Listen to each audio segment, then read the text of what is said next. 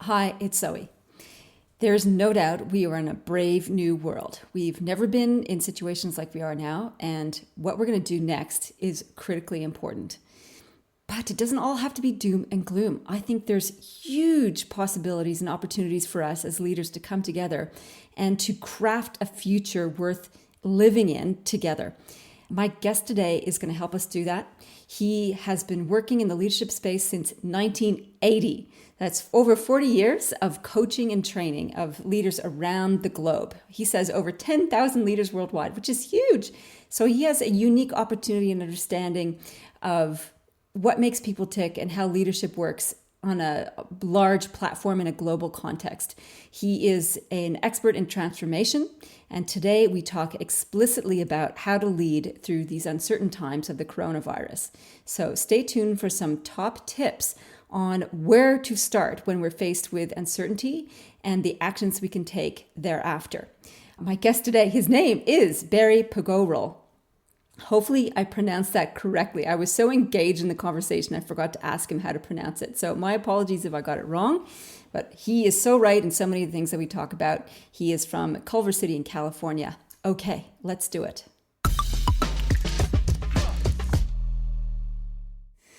Barry, oh my goodness, you are in California, I take it. I am, and it's 4:05 in the afternoon here, and I think it's 10:05 in the morning where you are. Is that right? That's right. We are live from the future, and it's a sunny, beautiful day today. That's great. Well, it's sunny and beautiful now. It's been cloudy and rainy, but it's gorgeous now in Los Angeles. Yeah, well, I think that's a good way to think about the day because we need some positivity right now. As just before we click record, you were telling me that LA is in total lockdown, and when we're recording this, which is March 18th, Australia is not yet in total lockdown. So we know it's coming. We're probably maybe a week away from that, if not sooner. So what is total lockdown like at this stage? Well, I would say, first of all, I interact with a lot of people, mainly by video conference, but I would say in Los Angeles, it's really everywhere because I was on the phone to a leader in Ghana this morning where I'm going to be doing some work. And I would say the mood is uncertainty and fear. I think that's really what's there. And I was telling you before we started, we were going back and forth. You see a lot of humanity being displayed here, both people, fighting over toilet paper, Mm. but also tremendous generosity and kindness with people in very difficult situations here as this was mounting. I was actually very inspired and touched by people. But everything shut down. The studios are all closed. I have a lot of clients, writers, directors, producers in Hollywood. It's all shut down. The studios are shut down.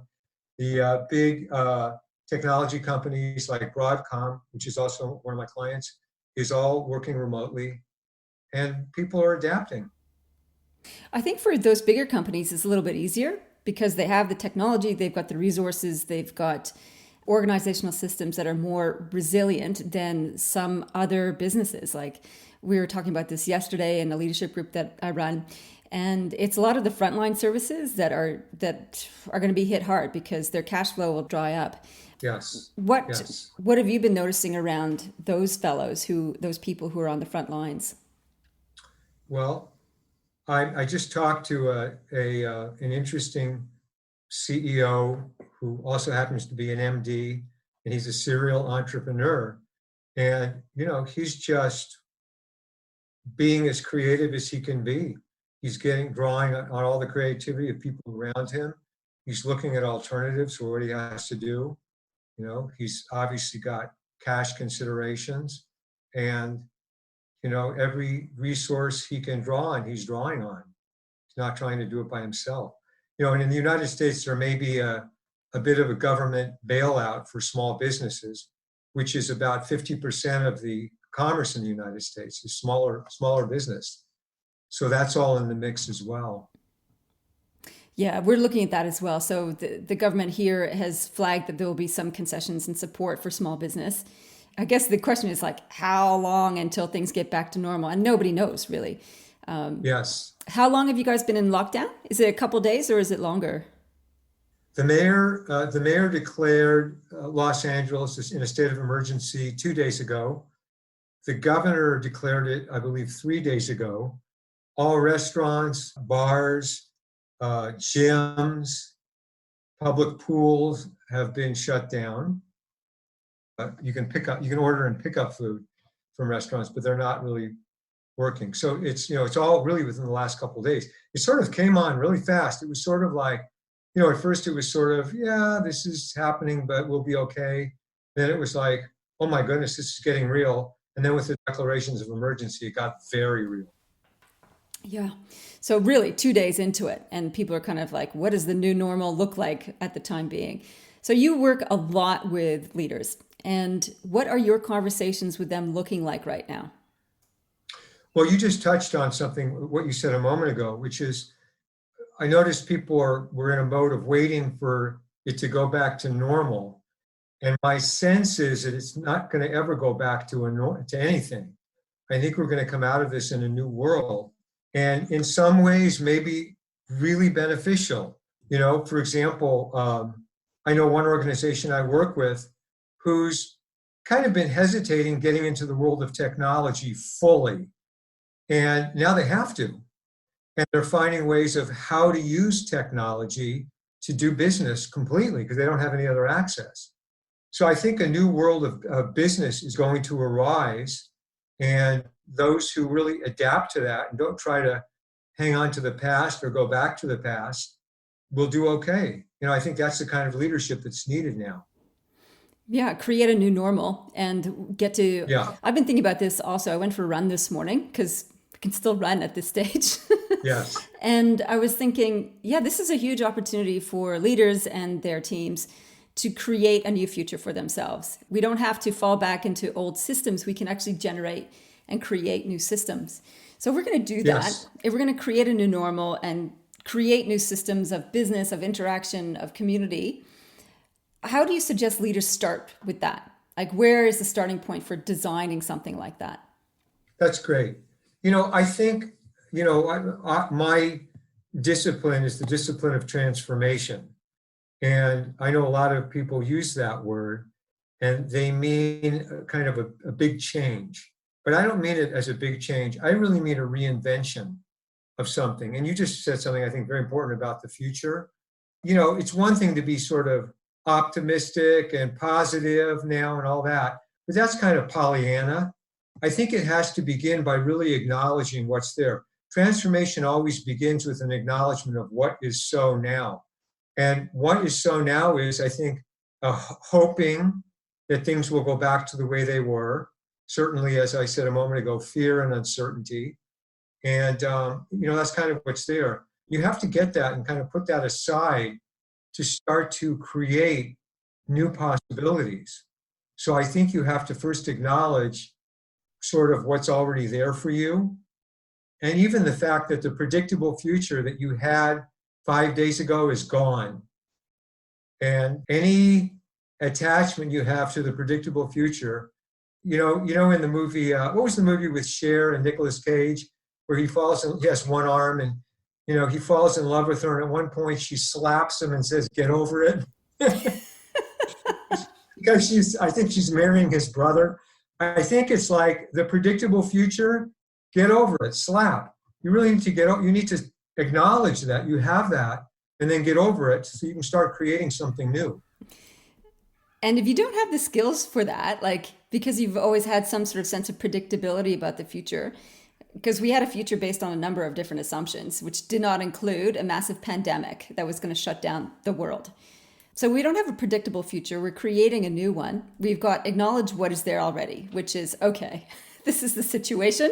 These are the knowns. There's very few of them. And these are the unknowns.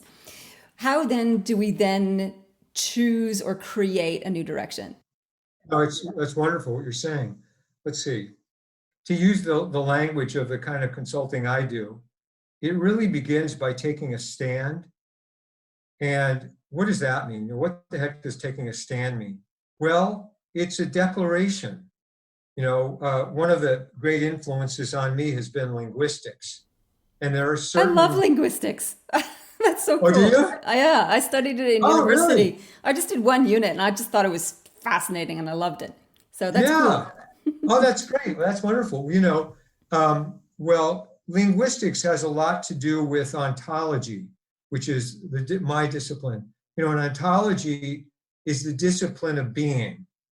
The great ontological philosopher Heidegger said, language is the house of being. And if you think about that, it's a profound statement. How we speak and how we hear, what we listen to, really affects who we are, and maybe even is who we are. So if you're going to take a stand, in linguistics, a stand is a declaration. So, the prime example here in the United States would be the Declaration of Independence. These people got together and they said, we're going to create something that's never been created before in the history of the world. There's no template for it. There's nothing predictable about it. In fact, we have a king who would say otherwise, right?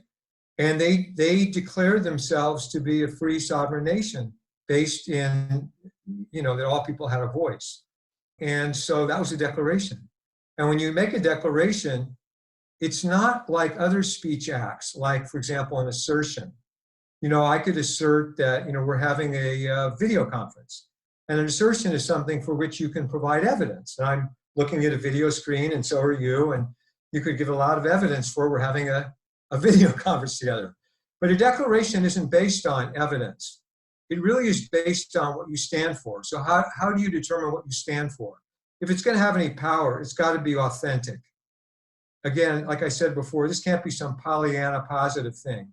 What can you stand for? And one of the things I have been offering to in the client conversations I've been having the last few days is, what is asking them, what can you stand for authentically now? Can you stand for discovering and creating a whole new business with new ways of functioning? I think that's a really important step and a really one that can galvanize people and really motivate them to embrace the uncertainty and go, right, if we're going to stand for something, let's do it. And I love the analogy back or the example back to the Declaration of Independence, because that was a totally brand new thing. It's like we overthrew a distant sovereign, which is from colonial times. This hasn't been done before. We're going to self-organize, haven't done that before. There was, the example of Rome, ancient Rome, but that was a long time ago and a different context. So the idea of self-creating is a really useful one. And there's so much uncertainty on that. But if it's founded on core principles that are meaningful to people and a vision of the future that is powerful and hits emotional chord, you got something that can rally the troops and get people engaged with that. So I love that as a first step. And I think that's really positive. There's lots of energy in that. And I can feel that as a way to help shake us out of our reverie around this, I'd love to see government do that too. It's like, what are we going to stand for the future of government? What we have is no longer going to work. What stand are we going to make together as a government, as a nation, about moving forward? How are we going to look after our vulnerable people and our healthcare system and our financial system? So we are so interconnected. And so there's so many interdependencies in there, and there's so many little soft points. What can we do now differently in terms of creating a future that is far more resilient and anti-fragile? So I think this is Nicholas Taleb's, his ideas of anti-fragility are really important, and we need to bring that to the fore as well. So yes, let's make a declaration. Awesome. I'm behind that. And then and I love what you just said too, because normally, for example, let me just footnote that maybe we can come back to it. Okay. I think there's a leadership crisis in the world I agree. at all levels, government, in business, everywhere. We should come back to that. But I want to just take off on something you just said that I think was so great. Normally a future is something that's predictable for people.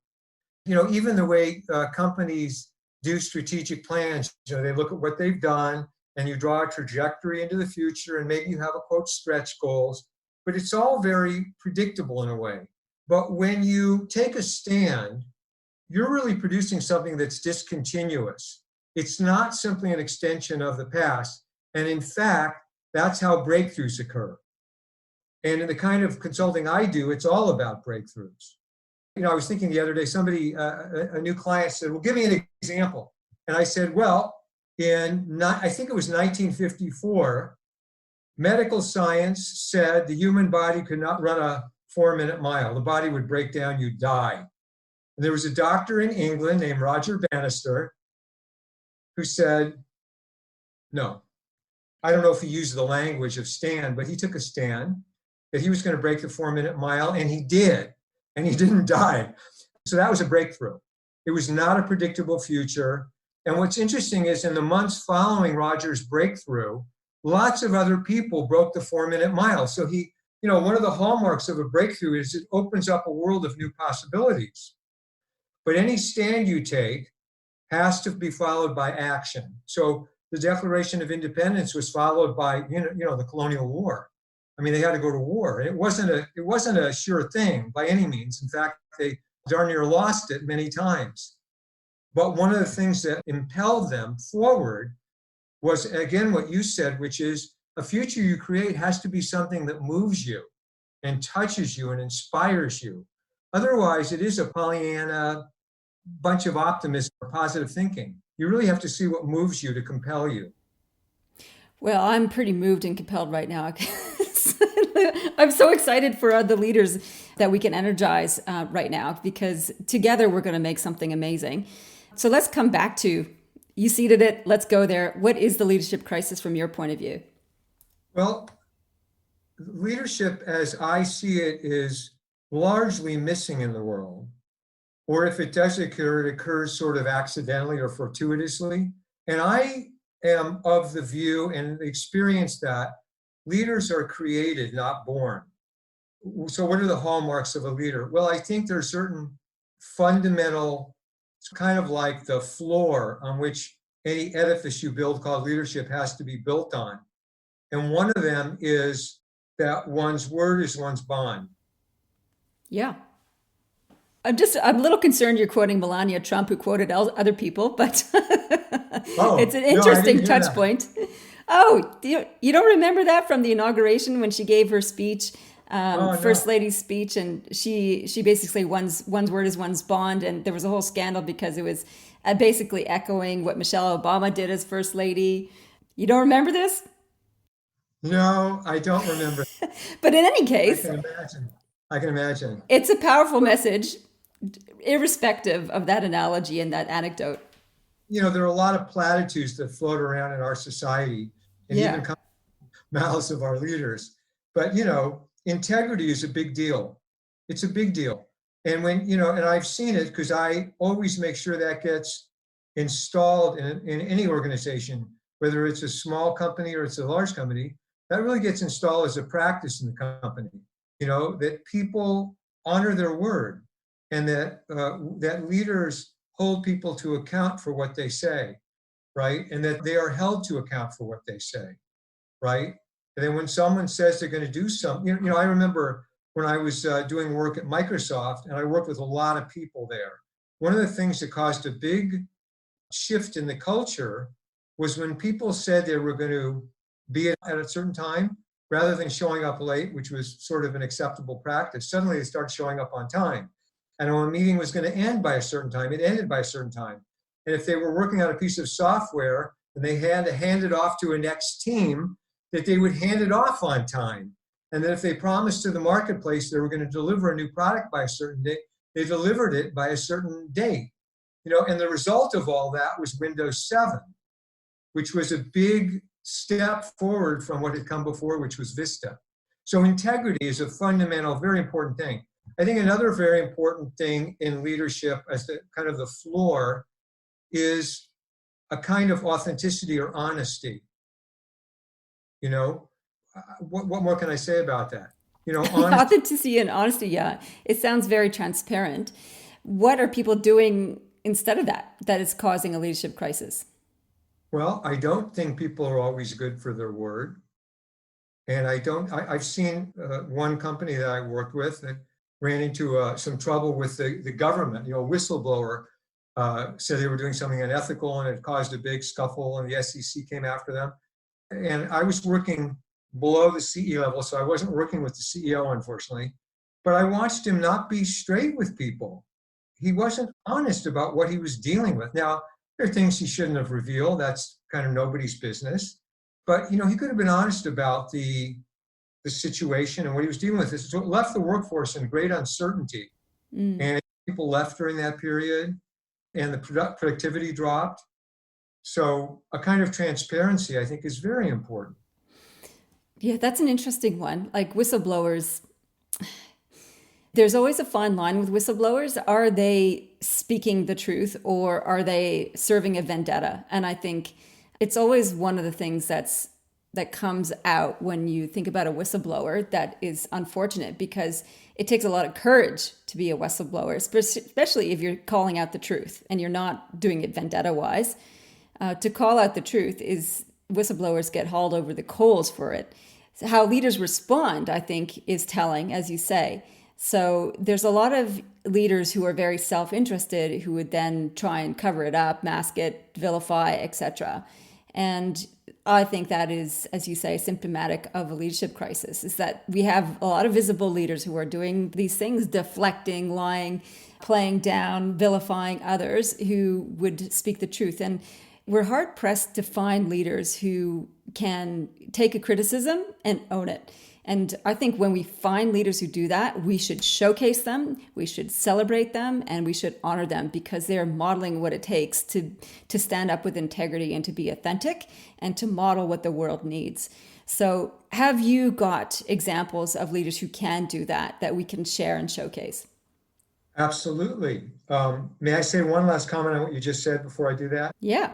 I really like something you just said, which is, I think, another foundational aspect of powerful leadership is listening. Really listen, and for people, the people who are being led, to be heard, really be heard. And listening, and really listening to someone and really hearing them fully doesn't necessarily mean you agree with them. On the contrary, you don't need to agree, but you can sure as heck really get what they have to say fully and take it in and let them know you got it. And, as a leader, not only does it empower the people you're leading, but it also gives you data. It lets you know, and it gives you and expands your own view.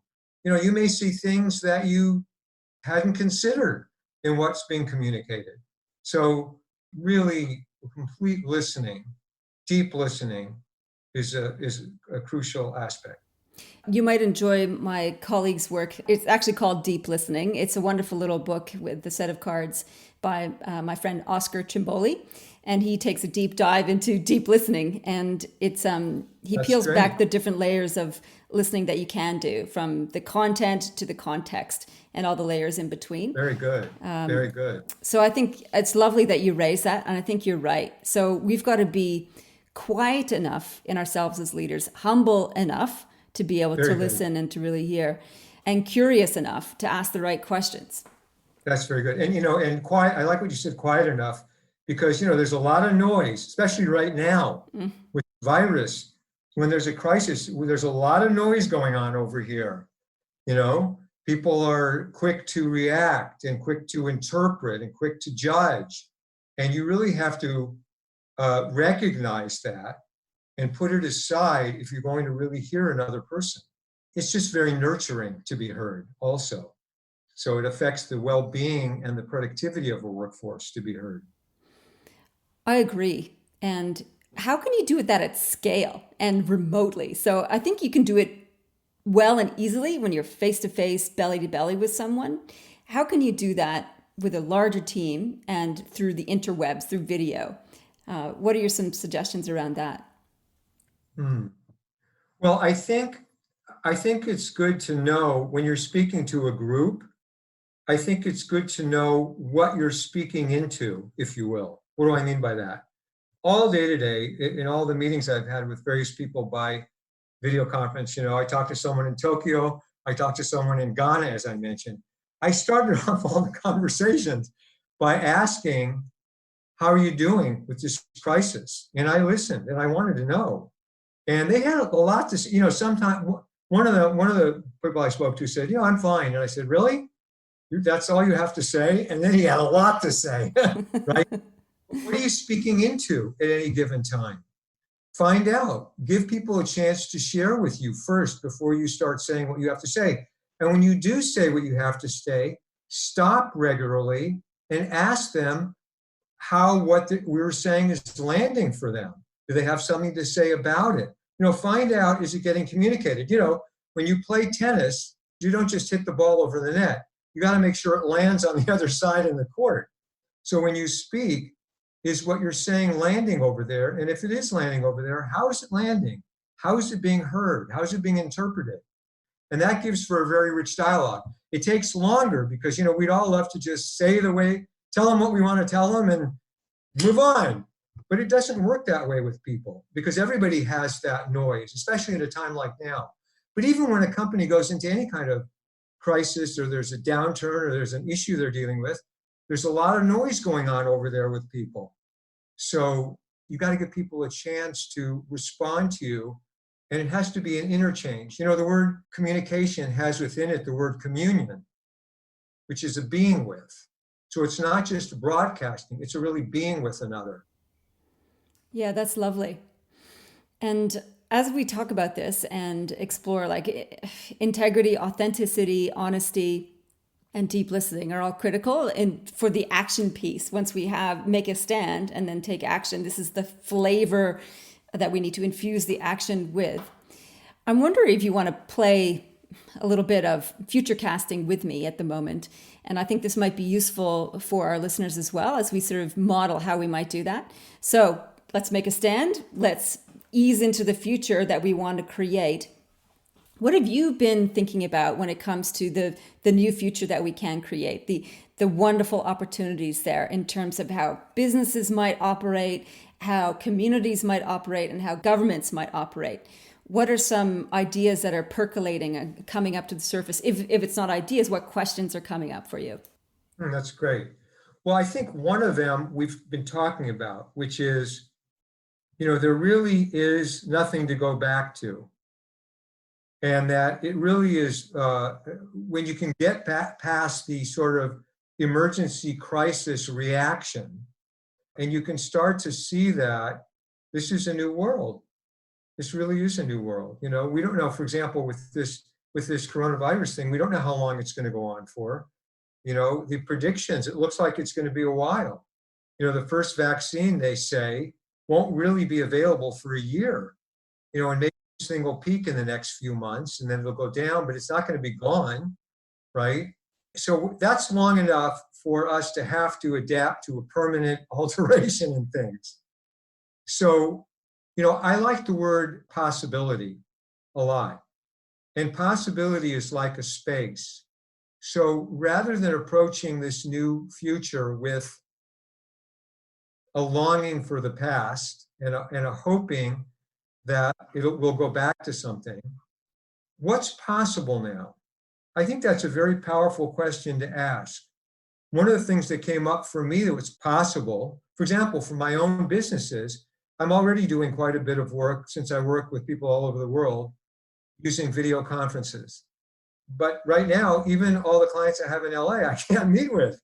So I'm doing conferences with them and I'm meeting with groups of people. We were planning on having me conduct a course I do called Being a Leader in the Effective Exercise of Leadership. Very powerful leadership course about being a leader in Africa. Well, now we're looking at doing that by video conference with hundreds of people. So it's got me more like living in questions than having answers at the moment. Not like, oh no, how do I do that? But like, gee, I'm committed to that.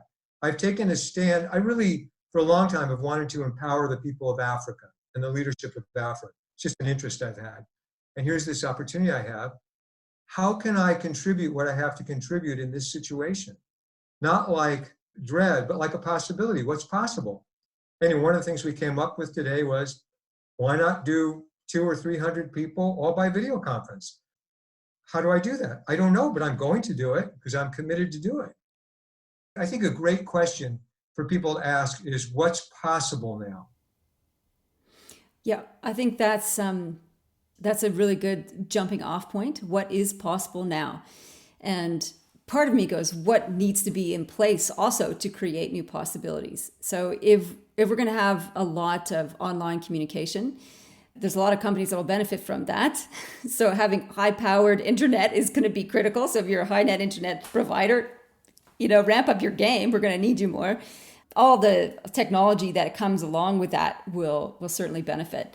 And actually, the other side benefit of this, if we imagine this future where we can do a lot more remote connection without having to travel somewhere, is that the load on the carbon impact of minimizing flights will give the planet a chance to breathe a little bit more. So there's that opportunity. So I think imagining the possibilities, we need to be mindful of the losses as well. And one of the things that I'm concerned about actually is the loss of, is the ramping up of touch taboo. So always in the courses that I run around leadership, when we bring people together live, there's always been an important part about ice breaking where you have some sort of touch activity, whether you're problem solving something or passing a ball or there's some sort of connection so you can get the oxytocin moving between people and build the trust within them. And through this chaos, we're going to have much more heightened touch taboo, meaning it's going to be difficult to feel comfortable around other people because of that ingrained fear of, will I catch something or communicate something? And so we might move to a lot more social distancing that doesn't, we can't short circuit the oxytocin. So that's one concern I have. The other one I have is what about the people in the short term who are isolated? So I have a husband, so I'll have somebody in lockdown with me. And there's plenty of people who don't, who live on their own. And so they will not have human touch. They will not have human connection and what that's going to mean for their well-being. So as I move to what's possible now, it's like, what do we need to have in place in order to overcome some of these challenges? What can we do to help that? Yeah, definitely. You make me think of one of the poets I've always loved is Rainer Maria Rilke. Yeah. Rilke, he was an Austrian. And he said, this is going to be a rough quote, but he said, it's not the answers we live into that give us power, it's the questions. Yeah. And I think that's a beautiful quote because it really opens up a world of exploration and inquiry and, innovation. I don't have an answer to the question you just posed, but I'm sure glad you posed it. I hadn't been thinking about that, and I will now. It's now in my ken. You also made me think of, I read a book last year by David McCullough called The Wright Brothers. And it's really quite inspiring, particularly the first part of the book where he's talking about what these two brothers did to fly. And, it was amazing. I mean, back then we have all these movies of people jumping off buildings with the wings and looking, and we laugh, we go, ha, ha. Back then it looked equally ridiculous.